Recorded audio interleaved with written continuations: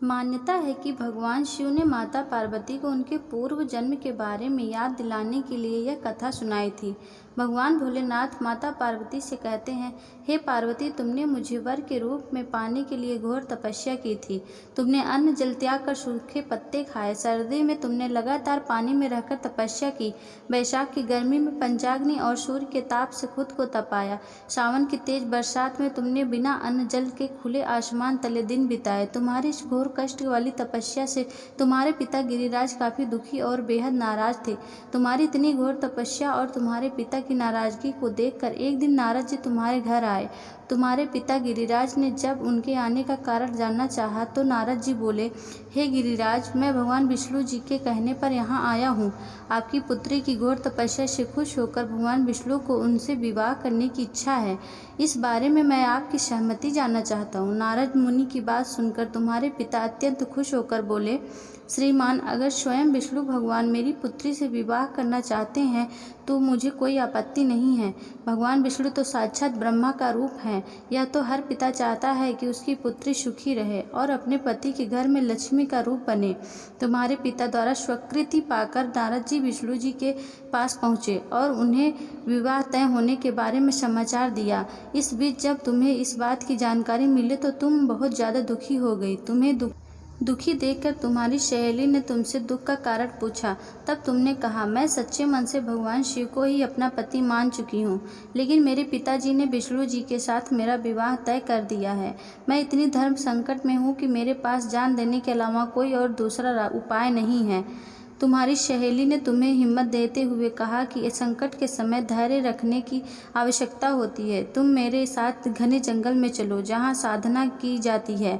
वहाँ पर तुम्हें तुम्हारे पिता नहीं ढूंढ पाएंगे। मुझ पर भरोसा रखो, भगवान तुम्हारी मदद अवश्य करेंगे। तुमने अपनी सहेली की बात सुनकर यही किया। तुम्हारे घर से यूँ चले जाने पर तुम्हारे पिता बहुत दुखी और चिंतित हुए। वो उस दौरान ये सोचने लगे कि मैंने अपनी पुत्री का विवाह विष्णु जी से तय करा दिया है। अगर भगवान विष्णु बारात लेकर आए और पुत्री यहाँ नहीं मिली तो बहुत अपमान सहना पड़ेगा। तुम्हारे पिता ने तुम्हें चारों ओर खोजना शुरू कर दिया। उधर तुम नदी किनारे एक गुफा में पूरे मन से मेरी आराधना में डूब गई। फिर तुमने रेत से एक शिवलिंग बनाई। रात भर तुमने मेरा भजन जागरण किया। तुमने बिना अन्न जल ग्रहण किए मेरा ध्यान किया। तुम्हारी इस कठोर तपस्या से मेरा आसन हिल गया और मैं तुम्हारे पास पहुंचा। मैंने तुम्हें तुम्हारी इच्छा का कोई वर मांगने को कहा। तुमने मुझे अपने सामने पाकर कहा कि मैं आपको सच्चे मन से अपना पति मान चुकी हूँ। अगर आप सच में मेरी इस तपस्या से खुश होकर मेरे सामने आए हैं तो मुझे अपनी पत्नी के रूप में अपना लीजिए। मैं तुम्हारी बात सुनकर तथास्तु कहकर कैलाश की ओर चला गया। तुमने प्रातः होते ही पूजा की सारी सामग्री नदी में प्रवाहित करके अपने सखी के साथ व्रत खोला। उसी वक्त तुम्हारे पिता गिरिराज तुम्हें ढूंढते हुए वहां पहुंचे। तुम्हारी हालत देखकर तुम्हारे पिता दुखी होकर तुम्हारी इस कठिन तपस्या का कारण पूछने लगे।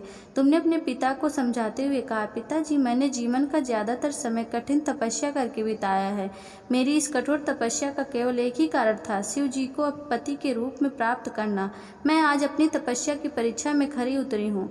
आपने विष्णु जी से मेरा विवाह तय किया था, इसलिए मैं शिव जी की तलाश में घर से दूर हो गई।